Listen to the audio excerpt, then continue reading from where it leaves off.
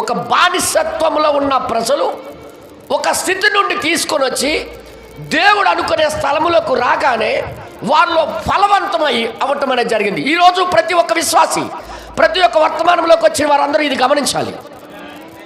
ఒక స్థితిలో నుండి తీసుకొని వచ్చి మరొక స్థితిలో తీసుకొని వచ్చి నాటినప్పుడు అక్కడ ఫలవంతంగా ఫలించవలసింది పోయి ఫెయిల్ అయిపోవడం అనేది జరగదు. నేను మరి చెప్తున్నాను విషయం.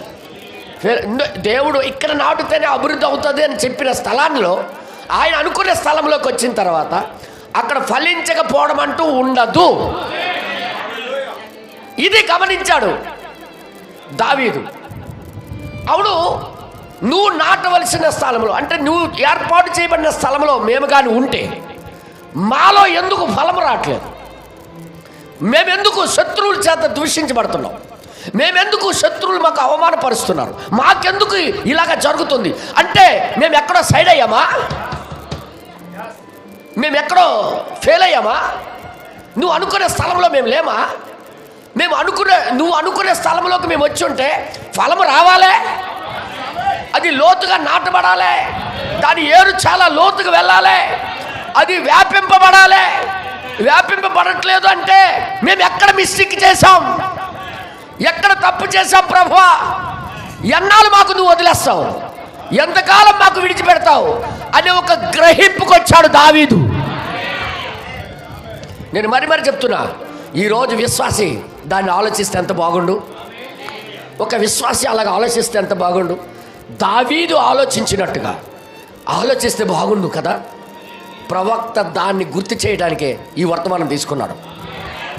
ఆ ప్రవక్త ఈ వర్తమానం తీసుకోవడానికి కారణం కూడా, ఒక విశ్వాసి క్రీస్తుని నమ్మి అంగీకరించి చర్చిలోకి వస్తాడు, సంఘములకు వచ్చి వాక్యమును విని తన జీవితం పశ్చాత్తాపడి జీవితం ప్రారంభిస్తాడు. క్రీస్తులకి సంఘానికి రావటం, వాక్యం చదవడం, ధ్యానించడం, దేవుళ్ళలో కొనసాగుతూ ఉంటే మధ్యలో ఫెయిల్యూర్ అంటే ఫెయిల్ అయిపోవడం ఎలా జరుగుతుంది, ఎలా పడిపోవడం జరుగుతుంది, ఎలాగ ఫలింపలేకపోయిన జీవితం ఎలా కనిపిస్తుంది అంటే అనుకునే స్థలంలోకి ఇంకా రాలేదు.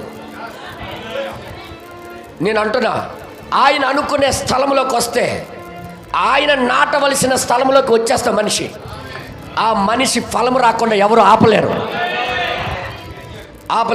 ఫలము రావట్లేదు అంటే మనలో ఆ పవిత్రత, ఆ దేవుడు అనుకునే జీవితం మనలో కనిపించట్లేదు అంటే నువ్వు ఇంకా రాలేదు. అది గమనించాలి. దావీదు అది గమనించగలిగాడు. నువ్వు ఐగుప్తు నుండి తీసుకొని వచ్చిన ద్రాక్షవల్లిని నువ్వు అనుకునే నేలలో నువ్వు నాటినప్పుడు అది డెవలప్ అయింది, అది వ్యాపించింది,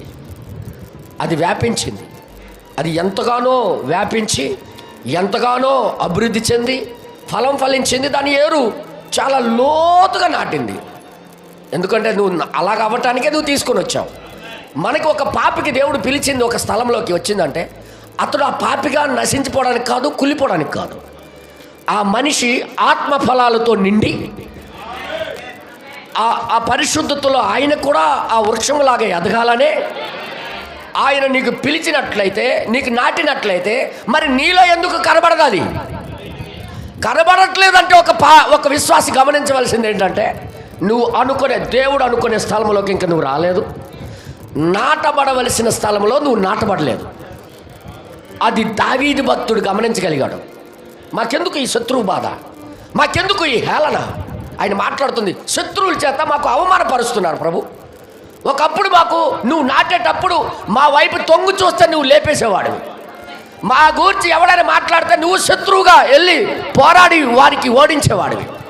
కానీ ఈరోజు మాకు శత్రువు అవమానపరుస్తున్నాడు, శత్రువు మాకు హీనపరుస్తున్నాడు. మా పరిస్థితి బాగోట్లేదు. ఎందుకు అంటే మేము ఎక్కడో మిస్టేక్ చేశాం, మేము ఎక్కడో పొరపాటు చేశాం. ప్రవక్త దీన్ని గుర్తు చేశాడు. ఒక విశ్వాసి గమనించవలసింది, నాటవలసిన స్థలంలోకి నువ్వు వస్తే నీ జీవితం ఎందుకు మారదు? ఉండవలసిన స్థలంలోకి నువ్వు వచ్చేస్తే, దేవుడు అనుకునే స్థలంలోకి నువ్వు వచ్చేస్తే నీకెందుకు ఆత్మ ఫలాలు రావు? నీకెందుకు రాదు? ఖచ్చితంగా రావాలే. దేవుడు రావాలనే ఆ స్థలం ఏర్పాటు చేశాడే, నువ్వు ఫలించాలనే ఆ స్థలానికి పిలిచాడే. అలాంటి స్థలానికి నువ్వు వచ్చి ఉన్న ఎడల మరి నువ్వెందుకు ఫలించవు? ఫలించటం లేదు అంటే ఆయన అనుకునే స్థలంలోకి మనం రాలేదని దావీదు పిలిచినట్టుగా మనం పిలాలని దేవుడి కోరిక. ఎంతమందికి అర్థమవుతుంది ఈ మాటలు? హల్లెలూయా. ఇది కానీ గమనించగలిగితే ఎంత బాగుండు, ఎంత బాగుండు. బ్రదర్ గారు ఏమంటారు తెలుసా? ఈరోజు బ్రనామ్ ట్రామ్నికల్ ఇదే గమనించగలిగితే ఎంత బాగుండు, ఎంత బాగుండు.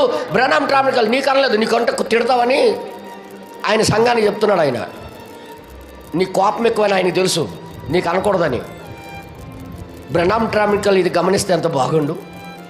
ఇంకా సరైన స్థితికి మనం వచ్చినట్లయితే మన లోపల అది స్టార్ట్ అయిపోవాలి.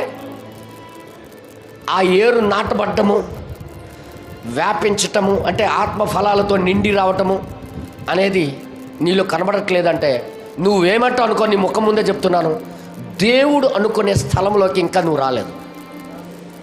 నువ్వేమంటావు అనుకో, ఇది వాస్తవం.